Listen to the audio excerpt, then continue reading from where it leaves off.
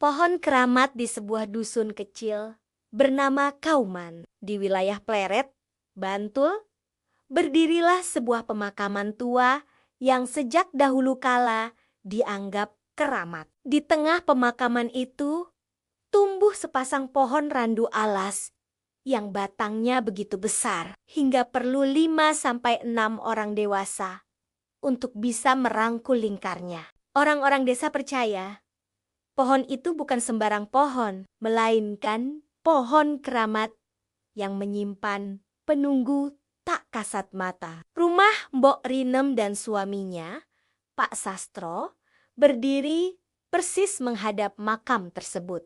Hampir setiap malam mereka duduk di teras rumah, menikmati angin yang berhembus dari arah pepohonan. Namun, malam itu berbeda. Saat jarum jam baru menunjukkan pukul 7 malam, mereka melihat bola api melayang di atas pemakaman. Bola api itu menyambar salah satu pohon randu, membuat kobaran besar yang menjilat hingga ke pucuk. Api baru padam setelah 3 jam, menyisakan batang hitam legam yang gosong. "Pak, niku piye tu?" "Apa? Jangan-jangan genderuwo sing manggon kene," bisik Mbok Rinem dengan tubuh bergetar. Pak Sastro hanya terdiam. Matanya tak lepas dari batang randu yang hangus. Sejak malam itu, desas-desus semakin kuat bahwa ada makhluk halus yang mendiami pohon randu alas tersebut. Kabar tentang keangkeran pohon itu semakin nyata ketika Karyo, seorang tukang becak desa, bercerita bahwa ia pernah mengantar seorang perempuan cantik berpakaian hitam ke pasar saat dini hari. Setelah sampai, perempuan itu membayar dengan uang banyak sekali. Namun ketika Karyo memeriksa kembali, uang itu berubah menjadi daun kering. Dan yang lebih menyeramkan, ia sadar bahwa pasar yang ia datangi ternyata adalah pemakaman tempat pohon randu berdiri. Cerita lain datang dari Pak Slamet 4, penjual bakso keliling. Suatu malam dagangannya laris manis. Banyak orang mengerubungi gerobaknya. Namun ketika ia menengadah, yang dilihat hanyalah batu nisan dan tanah kuburan. Tubuhnya langsung gemetar.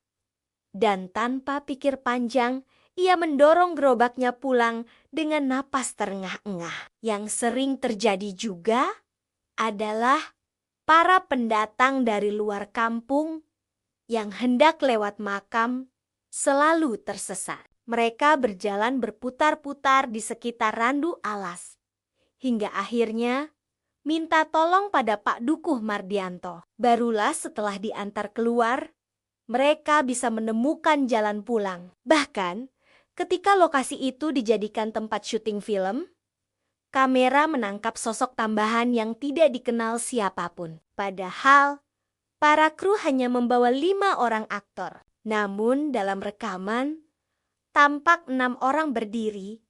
1 di antaranya menunduk dan tidak pernah menampakkan wajahnya. Pernah juga terjadi peristiwa yang membuat warga geger. Seorang remaja bernama Jatmiko bercerita bahwa ia awalnya tidur di bawah panggung konser dangdut dekat Kedaton. Namun saat terbangun, ia sudah berada di tengah makam, tepat di bawah pohon randu keramat. Wajahnya pucat pasi ketika berlari keluar sambil berteriak ketakutan. Pak Dukuh Mardianto menuturkan, pohon randu alas itu sudah ada sejak zaman Mataram Islam. Simah, mbah, kabeh ngomonge ngono. Wektu aku cilik we randune wis gede ngene, ucapnya. Konon pohon itu sepasang laki-laki dan perempuan. Sekitar tahun 2013, salah satunya tersambar petir dan mati. Yang tersisa kini hanyalah 1 pohon yang diyakini sebagai sang istri. Meski menyimpan kisah angker, Pohon itu juga menjadi penanda bagi petani. Jika daunnya mulai rontok habis, tandanya musim kemarau. Saat daunnya tumbuh lebat kembali, berarti musim hujan sudah dekat dan saatnya menebar benih. Pohon itu seakan memberi tanda kehidupan di balik cerita-cerita kematian yang melingkupinya. Kini, tinggal satu pohon randu alas yang berdiri di makam Kauman. Orang-orang masih menaruh hormat padanya.